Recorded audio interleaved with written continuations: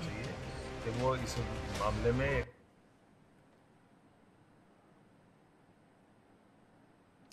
नमस्कार, बहुत स्वागत है आपका डिबेट लाइव बड़ी बहस मध्य प्रदेश में। मैं हूं आपके साथ अमित शर्मा। श्री राम मंदिर की प्राण प्रतिष्ठा समारोह की लय में मध्य प्रदेश के कदम ताल देखने लायक हैं। राम भक्त हो या सियासत के विष्णु मोहन, रामलला का जादू सबके सर चढ़कर बोल रहा है। क्या है एमपी में इसे लेकर तैयारियां और कांग्रेस की इस पर क्या है प्रतिक्रिया, देखिए हमारी इस खास रिपोर्ट में। कांग्रेस को समझ में आना चाहिए कि वो इस मामले में एक निश्चित अपना स्टैंड बदले और भगवान राम के प्राण प्रतिष्ठा में स्वयं सम्मिलित हो। अपनी अपनी राय हो सकती है, पर अंत में राजनीतिक धर्म का करना सही नहीं है।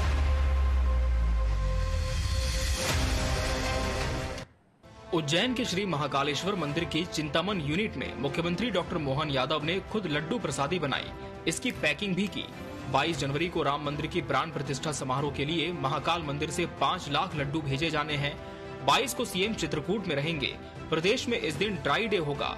इस दौरान डॉक्टर मोहन यादव ने कहा कि कांग्रेस को भगवान राम की प्राण प्रतिष्ठा समारोह कार्यक्रम को लेकर विचार कर अपना स्टैंड बदलना चाहिए, नहीं तो जो आंधी उठेगी उसमें ऐसे निर्णय लेने वालों के अते पते नहीं लगेंगे। मैं स्वयं 22 तारीख को चित्रकूट में रहने वाला हूं और हम अपने प्रदेश से रह करके वो जो अद्भुत छटा निहारेंगे उसका हमारा सबका सौभाग्य होगा।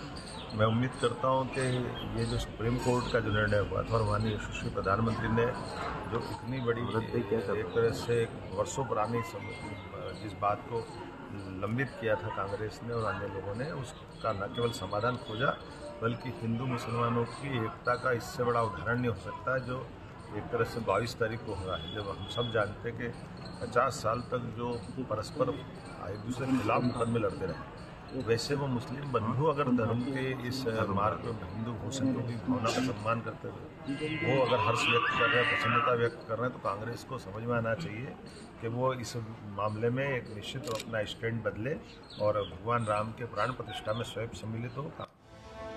बीजेपी नेता मंदिरों में विशेष साफ सफाई अभियान में बढ़ चढ़कर हिस्सा ले रहे हैं। इधर बीजेपी प्रदेश अध्यक्ष और खजुराहो सांसद विष्णुदत्त शर्मा ने पन्ना के श्री बलदेव मंदिर में स्वच्छता अभियान के तहत सफाई की। शर्मा ने दीवार लेखन भी किया। देश कांग्रेस से न्याय मांग रहा है। कांग्रेस ने क्या क्या किया इस देश के अंदर, धर्म के साथ क्या किया, संस्कृति के साथ क्या किया, देश के साथ क्या किया, देश की सुरक्षा के साथ क्या किया, ये देश का जनमानस मांग रहा है। अब तो ऐसा है इस देश के अंदर प्रधानमंत्री नरेंद्र मोदी जी के नेतृत्व में 22 जनवरी को एक नया इतिहास भारत नहीं दुनिया के अंदर बन रहा है।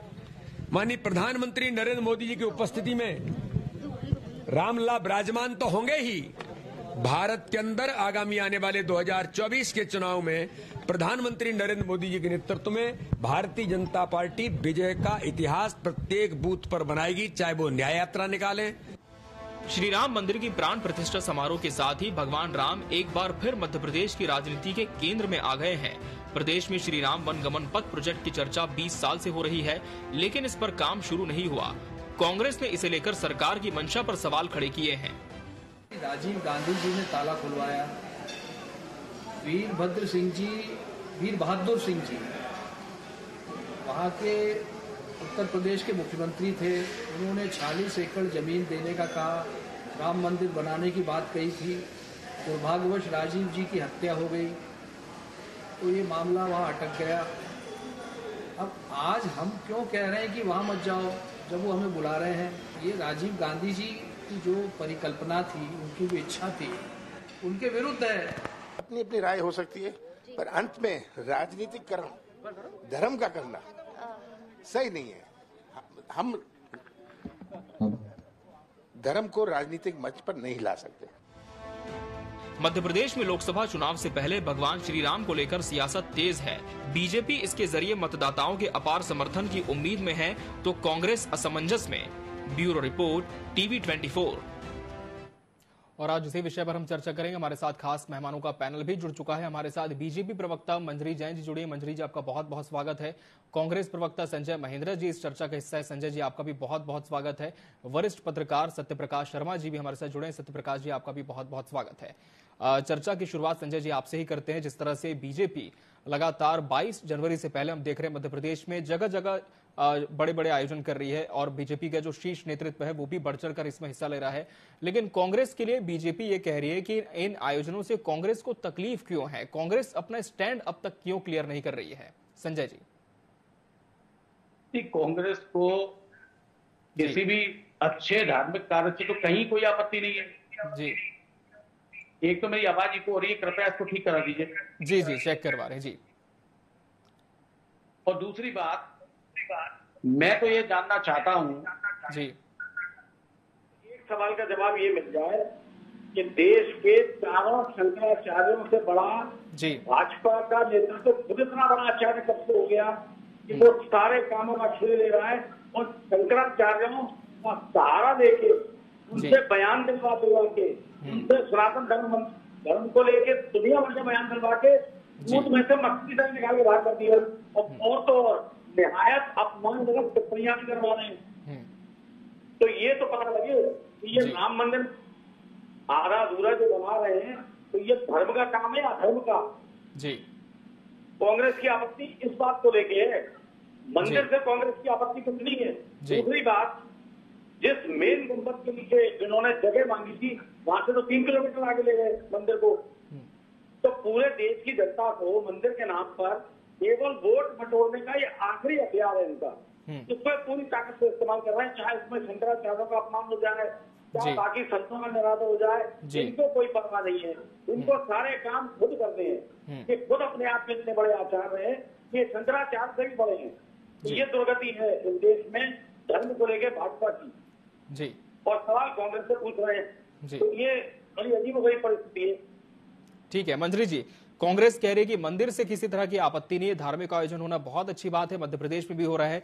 आपत्ति इस बात पर है कि शंकराचार्यों को तवज्जो क्यों नहीं देगी, और दूसरी बात यह है कि मंदिर के नाम पर वोट बटोरने की कोशिश बीजेपी कर रही है। मंजरी जी देखिए, हम तो मंदिर के नाम पर कोई वोट बटोरने की कोशिश नहीं कर रहे हैं। कांग्रेस की ये मानसिकता ऐसी है कि वो हमेशा राम विरोधी रही है, राम को काल्पनिक बताते रहे, राम सेतु को काल्पनिक बताते रहे, हलफनामा पेश किया, किसने किया? आज आप बताइए कि इस इतने बड़े भव्य आयोजन में भी आप व्यवधान पैदा कर रहे हैं। आपको जहां हमारे भारत में हर कण में राम विद्यमान है, हर मनुष्य के मन में, उनकी आत्मा में राम विद्यमान है, और बड़े ही हर्षोल्लास का पूरा विषय है। पूरे देश में आज पूरे राममय हो रहा है। और आज इनको आज भी देखिए, 1950 में जब सोमनाथ मंदिर की प्राण प्रतिष्ठा हो रही थी, तब का वाक्य फिर से दोहराया जा रहा है। तब तत्कालीन प्रधानमंत्री रहे पंडित जवाहरलाल नेहरू जी, तो उन्होंने इसका प्राण प्रतिष्ठा में नहीं गए थे, उसका विरोध किया। और जब हमारे राष्ट्रपति जी, उस समय जो तत्कालीन राष्ट्रपति जी थे राजेंद्र प्रसाद शुक्ल जी, तो उनको भी उन्होंने जाने से रोका था। तो मैं समझती हूँ ये हमेशा सनातन विरोधी रहे, धर्म विरोधी रहे। पहले ये कह रहे थे कि राम तो अस्तित्व में ही नहीं, उनका कोई अस्तित्व नहीं है। फिर ये कहने लगे जब राम मंदिर का निर्माण होने लगा और जब प्राण प्रतिष्ठा की हमें आमंत्रण नहीं दिया, अब आमंत्रण दे दिया, बोले हम जाएंगे नहीं। तो ये इनकी, मैं समझती हूँ कि इनकी जो मति है वो राम ने पहले ही हर ली है। सद्बुद्धि का इन्होंने उपयोग नहीं किया। मैं समझती हूँ भगवान इनको सद्बुद्धि दे कि इतने बड़े काज में भी आप व्यवधान पैदा कर रहे हैं। जैसे ऋषि काल में जब यज्ञ वगैरह हुआ करते थे, तब मायावी दाना जो आते थे वो उसमें व्यवधान पैदा करते थे। कहाँ ले जा रही है डिबेट को मैडम? कुत्ते की बात कर रही है ना, कुत्ते की बात पे कायम रहिए। मैंने जो सवाल पूछा उसका जवाब दे नहीं रही आप। सिर्फ भारतवर्ष में नहीं, अमेरिका में लोग मना रहे हैं इस हर्षोल्लास को बड़े उससे, और वहां पर भी निश्चित तौर पर न सिर्फ भारतवर्ष में बल्कि पूरे विश्व से तस्वीरें सामने आ रही हैं। मैं फिर से आपके पास आऊंगा मंजरी जी। संजय जी, फिलहाल हम रुक करेंगे, वरिष्ठ पत्रकार सत्यप्रकाश शर्मा जी का हमारे साथ जुड़े हैं। सत्यप्रकाश जी, कांग्रेस का यह दावा कितना सही आप मानते हैं कि सनातन के नाम पर वोट बटोरने की कोशिश हो रही है, और उस पर बीजेपी का यह पलटवार कि कांग्रेस ने तो सिर्फ भ्रम पैदा किया है धर्म के नाम पर, कभी सनातन के साथ कांग्रेस नहीं रही है? देखिए अमित जी, सनातन धर्म क्या है जी? सनातन धर्म केवल हिंदू धर्म नहीं, हिंदू धर्म तो नामकरण जी सिंधु नदी के पास बसने वाले लोगों के से है, और वो नामकरण कहीं ना कहीं जो मुस्लिम यहाँ आक्रमणकारी हैं उन्होंने दिया। इंडस नदी के नाम पर इंडिया नाम दे दिया गया, वो ब्रिटिशर्स ने दिया। तो ये पुरानी परंपरा है कि जब कोई आक्रमणकारी आते हैं तो वहां उस जगह का नाम परिवर्तन, धर्म के स्थलों का परिवर्तन ये करना लाजमी है। लेकिन एक बड़ा सवाल ये है कि भारतीय जनता पार्टी या जनसंघ जब से जन्मा है तब से उसकी 3 एजेंडाज रहे हैं। पहला, abrogation of article 370 from Jammu and Kashmir, construction of Ram temple in Ayodhya, और तीसरा, implementation of uniform civil code in across India. तो ये जो 3 इसके एजेंडाज रहे हैं, जब एक फुलफिल हो चुका है, दूसरा फुलफिल होने की तरफ हो, तो भारतीय जनता पार्टी का जश्न मनाना लाजमी है।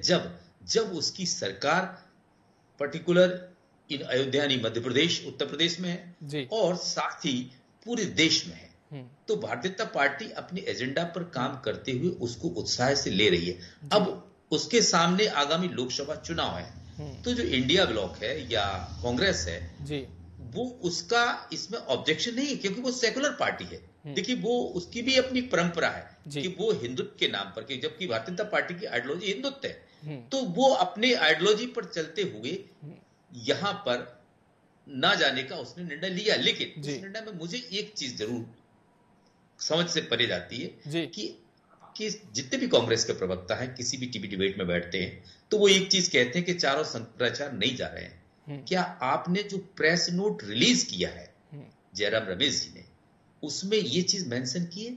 उन्होंने ये कहा कि मैं बड़े आदर के साथ वहां नहीं जा रहा हूं क्योंकि वहां पार्टी बीजेपी अपना पॉलिटिकल प्रोपेगेंडा बना रही है इस कार्यक्रम को।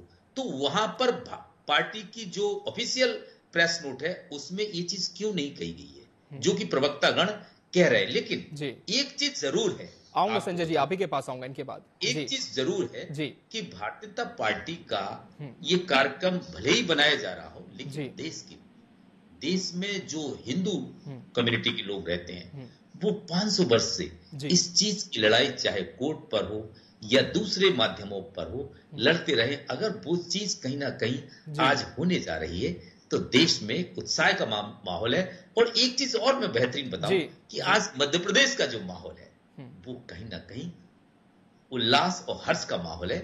ऐसे में देखिए, कमलनाथ जी की लाइन आपको दिख रही हो, जीतू पटवारी जी की लाइन दिख रही हो, लेकिन पार्टी की नेशनल लीडरशिप की लाइन क्या है या इंडिया ब्लॉक की लाइन क्या है? लेकिन ये भी चीज ध्यान रखनी चाहिए थी कि राजीव गांधी ने कहीं ना कहीं वो रास्ता बनाया। तो ये तीनों लीडर्स, चाहे leader of opposition in Rajya Sabha हो या leader of opposition in Lok Sabha हो या सोनिया गांधी जी हो, इनका ना जाना भारतीय जनता पार्टी के लिए बड़ा मौका मिला है उनको घेरने का। क्योंकि कहीं ना कहीं हिंदुत्व के मामले में या सनातन, आज वो हिंदुत्व की बात सनातन के रूप में होने लगी, उस पर डायनेस्टिक पॉलिटिक्स पर या देश की नेशनलिज्म पर भारतीय जनता पार्टी अगर कुछ भी चीज कांग्रेस की तरफ से पाती है तो वो घेरने का पूरा प्रयास करती है। ठीक है, जवाब ले लेते हैं। कहीं ना कहीं आज वो कांग्रेस को पूरी तरह घेर कांग्रेस घेर रही है क्या संजय जी? विस्तार से आपकी बात रखें आप जी। मेरी एक बात तो उन्होंने ही कह दी सत्यप्रकाश जी ने जी कि ताला तो राजीव गांधी जी ने बनाया। दूसरी बात, भाजपा के ही नेता तो विवेकानंद स्वामी जी वो तो खुद ही कह रहे हैं कि कांग्रेस ही मंदिर बनाना चाहती थी। पहली बात तो ये तो चाहे जितना एक, देखिए मैंने कहा एक तो होती है राजनीति, एक होती है कुत्सित राजनीति, अधर्म की राजनीति। भारतीय जनता पार्टी अधर्म की राजनीति करती है। अरे भाई, संजय महेंद्रा प्रवक्ता हिंदू है, भाजपा से पूछ के थोड़ी नाम मैं होगा, या भाजपा की इजाजत लेके थोड़ी मैं अपने घर में राम की पूजा इनसे पूछ के थोड़ी करूंगा। मेरी अपनी निजी आस्थाएं, मेरे लोगों की आस्था, हिंदुस्तान के सब लोगों के दिलों में राम है, इनसे पूछ के थोड़ी बतेंगे। और दूसरी बात, राम गए कहां थे? आप ये देखिए ना, इनके पोस्टरों को देखिए, इन्होंने इतना घृणात्मक इस्तेमाल किया धर्म का कि जिसकी जितनी निंदा की जाए उतनी कम है। भगवान राम को हम लाए हैं। आप हालत तो देखिए इनके नेताओं की और इनके लोगों को मानने वालों की, इनकी क्या हैसियत है? भगवान राम को लेके आएंगे, कहीं गले में हाथ डालेंगे पॉलिटिक्स तो आप कर रहे हैं संजय जी। आऊंगा मंजरी जी, आपके पास फिर आऊंगा मैं। मंजरी जी अपनी पक्ष में बोलिएगा, मैं नहीं बोला। जी संजय जी, आपकी बात पूरी करें। दूसरी बात, अरे भैया, आपको इस देश में इतनी अगर नफरत है बाकी सारे धर्म के लोगों से तो उनको निकाल बाहर कर दो। वो आप करते नहीं हो। रहना आपने उन्हीं के साथ है, कोसना आपने उन्हीं को है, राजनीतिक रोटियां उन्हीं के नाम से सेकनी है। और तो और इस प्रक्रिया में तो आपने रोटियां आप सेकते हैं। अरे आऊंगा मंजरी जी आपके पास, फिर आऊंगा मैं। मंजरी जी संजय जी अपनी बात रखें, फिर मंजरी जी को करेंगे। जी दूसरी बात, आप दूसरे धर्मों के लोगों से नफरत करते करते इस हद तक उतारा है कि देश के शंकराचार्यों को आपने मानने से ही मना कर दिया। आपके लोग तो ये लिख रहे हैं कि तो कांग्रेस प्रायोजित शंकराचार्य है। कितनी शर्म की बात है। अरे कितनी शर्म। आप क्यों बेमनस्यता फैला के इस तरीके की बातें करके तुष्टिकरण की राजनीति आपने की है। आप बताइए। नहीं संजय जी, मेरा बोलना बनता है बीच में, आपको सुनना पड़ेगा। चलिए मंजरी जी जवाब दीजिए। काफी गंभीर आरोप भाजपा पर लगाए कांग्रेस ने। जी जी ठीक है मंजरी जी जवाब दीजिए। जी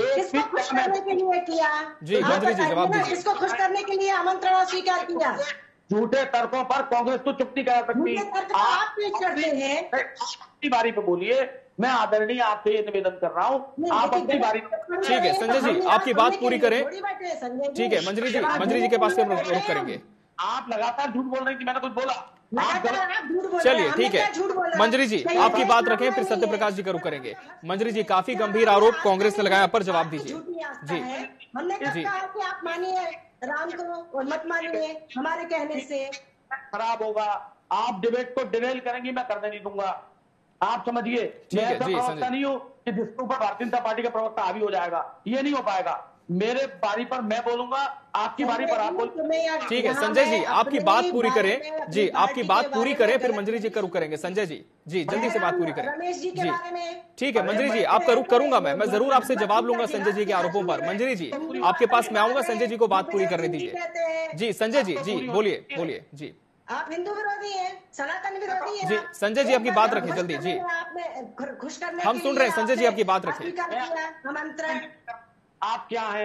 मैं तो कह रहा हूँ आप झूठी पार्टी की प्रवक्ता है, उसको मान लीजिए। आगे की बात आपकी हो, जनता ने आपको दिखा दिया। अरे जनता ने आपको दिखा दिया कौन झूठा है कौन सच्चा है। आईना दिखा दिया आपको, और 2024 में भी देख लेना। सफलता मिल जाए तो उसको आपकी सफलता नहीं कहते। अगर चोरी से एक दो सरकार चुराने में सफलता मिल जाए तो उसको सफलता कीजिए। संजय जी शर्म कीजिए।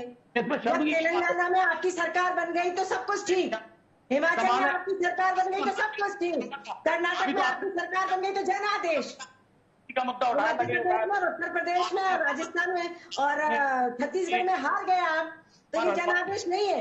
झूठा कौन है? कोर्ट के ऊपर से जो उदाहरण करते हैं वोट के लिए, वो झूठे हैं। गंगा जी की आरती करते, नर्मदा जी की आरती करते दिखावे के लिए। कौन झूठा है? जवाब दीजिए संजय जी। कौन हिंदू होने का नाटक करता है? आपको क्यों प्रूव करना पड़ता है कि आप राम भक्त हैं? आपको क्यों प्रूव करना पड़ता है कि आप हिंदू हैं? आपको क्यों प्रूव करना पड़ता है कि आप सनातनी हैं? संजय जी जवाब दीजिए। जी विश्लेषण करना चाहिए, जवाब दीजिए संजय जी। करना चाहिए। ये आपको आत्मचिंतन करने का विषय है कि आपको एक जी संजय जी आपकी बात रखिए। रहते हुए हिंदू होते हुए आपको साबित करना पड़ता है। क्यों? मैं आपकी नफरत की राजनीति टीवी पर नहीं चलने दूंगा। नफरत की राजनीति आप करते हैं, बेमनस्यता फैलाते हैं। दूंगा आप मेरी बात नहीं सुनेंगे। संजय जी शर्म करिए, चैनल पे बैठकर कुछ भी आप अनर्गल बर्ताव। ठीक है संजय जी। जी मंजरी जी जवाब ले लेते हैं ना, जवाब भी देने दीजिए। जी संजय जी आपकी बात रखें। मैं सिर्फ इतनी सी बात कह रहा हूँ। नहीं, मेरे सवालों का जवाब दीजिए, मैं आपकी बात नहीं सुनूंगी। उन्हीं सवालों पर हम आ रहे हैं। जी संजय जी आपकी जी संजय जी आपकी बात रखिए। आमंत्रण क्यों अस्वीकार किया? किसे खुश करने के लिए आमंत्रण? ठीक है मंत्री जी जवाब भी ले लेते हैं, जवाब दे रहे हैं वो जवाब ले लेते हैं। संजय जी जी आप शांत होकर सुनिए। आप गले मुर्दे मत उखाड़िए, आप ही परेशानियां बढ़ेगी। सुभाष चंद्र बोस जी हमारी परेशानी क्यों बढ़ेगी? जी संजय जी आपकी बात रखिए। अभी वरिष्ठ पत्रकार जी ने बताया, सत्य प्रकाश जी ने, कि हमारे 3 एजेंडे थे जिसको लेकर भारतीय जनता पार्टी खड़ी हुई, जिन बातों के साथ खड़ी हुए, जो हमारे संकल्प में थे, जो हमारे वचन थे, हमने उनको पूरा किया। मैं अभी उन्होंने आपको एंकर साहब ने बोला ना कि आप पहले मेरा पक्ष सुन लीजिए। आपकी बात रखिए संजय जी, जल्दी से आपकी बात रखिए। जी नहीं सुनूंगी मंत्री जी, उनको जवाब देने दीजिए। जी आपको पूरा मौका मिला मंत्री जी, जवाब देने दीजिए। शर्म आना चाहिए आपको इस तरीके की बात। मंत्री जी जवाब देने दीजिए, निवेदन है उनकी बारियों को जवाब देने दीजिए। जी हिंदू राष्ट्र में रहना तो संजय जी जवाब दीजिए। कहने से आप मतलब धमकी दे रही है सीधे चैनल पे। राम, हाँ, ये राम का देश है, भरत का देश है। तो आपके, अरे ये तो भगवान महावीर का भी देश है। हम तो हिंदुवादी लोग हैं ना, हम सनातन परंपरा के द्योतक है। भगवान महावीर भी सनातनी थे। धमकी दे रही टीवी पर। चलिए, डिबेट को हम डाइवर्ट नहीं करते हैं, सत्यप्रकाश जी का रुख कर लेते हैं। सत्यप्रकाश जी, जिस तरह से आप देख रहे हैं मध्य प्रदेश में तमाम जो शीर्ष नेतृत्व है, मुख्यमंत्री की बात करें खुद प्रसादी बना रहे हैं, पैक कर रहे हैं, प्रदेश अध्यक्ष की बात करें बीजेपी के दीवार में लेखन कर रहे हैं, लोगों को भी संदेश दे रहे हैं। आखिर बीजेपी इन सब के माध्यम से क्या मैसेज देने की कोशिश कर रही है? क्या सिर्फ हिंदुइज्म का कार्ड है या लोकसभा चुनाव के लिए एक बड़ी स्ट्रेटेजी के तौर पर भी इसे देखा जाएगा? सत्यप्रकाश जी।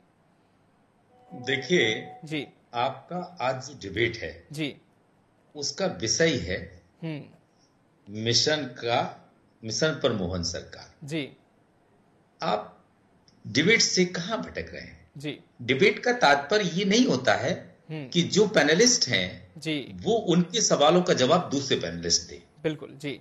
डिबेट का मतलब होता है कि एंकर उसको कोऑर्डिनेट करता है। जी, जी, यहाँ पर हमारे दोनों पार्टी के प्रवक्ता आपस में ही भिड़ गए। मैं देख रहा हूं कि वो कहीं ना कहीं डिबेट की मर्यादा को लांघ रहे हैं। जी, क्योंकि तभी तो डिबेट में क्या है कि डिस्टर्बेंस क्यों आता है कि जब आपस में एक दूसरे से सवाल पूछेंगे, सवाल पूछने वाला एंकर बैठा हुआ है तो वो जब सवाल पूछे आप उसका जवाब दीजिए, डिबेट अपने आप सही चलेगा। जी, अब देखिए, मैं आपको बताऊं कि आपने जो मध्य प्रदेश का जो मामला बताया है कि क्या लोकसभा चुनाव की तैयारी या हिंदुत्व का एजेंडा, देखिए मैं आपको बताऊं, ये तो बिल्कुल तय है कि कोई भी पॉलिटिकल आउटफिट किसी इलेक्शन में जाने से पहले कुछ ना कुछ एक बड़ा मुद्दा जरूर बनाती है।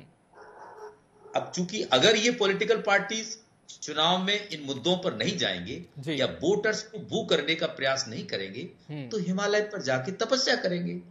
तो इसलिए अगर भारतीय जनता पार्टी पर कांग्रेस का ये आरोप या आप जो कह रहे हैं क्या ये है, तो ये हो सकता है कि उसके लिए कहीं ना कहीं राम मंदिर का जो प्राण प्रतिष्ठा है राम जी की, रामलला की अयोध्या में, वो एक लोकसभा के लिए मुद्दा हो सकता है क्योंकि वो उसकी, मैंने कहा, आइडियोलॉजी है, हिंदुत्व उसकी आइडियोलॉजी है और उस पर वो चलती है, तो वो कहीं गलत कहां है? ऐसा तो नहीं है कि भारतीय जनता पार्टी हिंदुत्व आइडियोलॉजी की नहीं है, सेकुलर रही है, अब केवल हिंदुत्व आइडियोलॉजी पर होकर वो इस आइडियोलॉजी पर चल रही है लोकसभा चुनाव में कुछ गेन करने के लिए। तो ये नहीं है, ये जरूर है कि उनकी अपनी आइडियोलॉजी है, उस पर वो चल रहे हैं। लेकिन मध्य प्रदेश में जो आज एनवायरमेंट है वो कहीं कहीं खुशी का है, उपलक्ष्य का है, इसको सभी को एंजॉय करना चाहिए और ऐसे मौके बार बार नहीं मिलते। क्योंकि देखो, मैं एक बड़ा सवाल कह रहा हूं, कांग्रेस एक आरोप भी लगाती है कि क्या प्रधानमंत्री नरेंद्र मोदी जो चीफ गेस्ट होंगे यानी कि यजमान होंगे, जो प्राण प्रतिष्ठा कार्यक्रम होगा, अगर कहीं कांग्रेस के पीरियड में हो रहा होता तो देश के प्रधानमंत्री अगर कांग्रेस पार्टी के होते तो क्या उसमें वो शरीक नहीं होते? जब भी कभी कोई राम मंदिर बनता था, जब डेमोक्रेसी नहीं थी यानी कि मोनार्ची के समय में, तो राजा ही मुख्य यजमान होता था मंदिर का। तो इस आधार पर देश का नेतृत्व किसके ऊपर है? प्रधानमंत्री नरेंद्र मोदी के ऊपर है। तो उनकी उपस्थिति होना, मैं इसको गलत नहीं मानता हूं। लेकिन कांग्रेस अपनी जगह पर भी ठीक है कि वो ये जरूर प्रयास कर रही है कि कहीं ना कहीं वो फायदा ना उठाए। बिल्कुल, आगे वाले चुनाव में हिंदुत्व के एजेंडे यानी राम मंदिर के नाम पर पार्टी क्या यही प्रयास है? संजय जी जवाब दीजिए। मैं सीधी मैं 15 सेकंड का एक लेता हूं जी। अभी सत्यप्रकाश जी जी ने जो कहा, उदाहरण किया, मैं उसको सिरे से खारिज करते हुए एक ही बात बोल देता हूं। उस जमाने के राजा भी अपने देश के मुख्य पुरोहितों से, आचार्यों से बिना पूछे कोई भी काम नहीं किया करते थे। ऐसे नहीं करते थे कि उनको निगलेक्ट करके सीधे प्राण प्रतिष्ठा करने पहुंच जाते थे। यहां तो आप नैरेटिव देखिए ना भाजपा का, जिसने आदमी ने, शंकराचार्यों ने आपत्ति ली कि भैया ये धर्म विरुद्ध है, मंदिर अभी बना नहीं है, आप प्राण प्रतिष्ठा कैसे कर रहे हैं? तो वो देश विरोधी हो गए। मतलब भारतीय जनता पार्टी केवल वोट बटोरने में इतनी बुरी तरह अंधी हो चुकी है कि वो तो हिंदुओं को भी बिल्कुल एक सिरे से किनारे करके, उनके धर्माचार्यों को भी किनारे करके केवल वोट बटोरने की राजनीति कर रही है। कांग्रेस का विरोध ये है।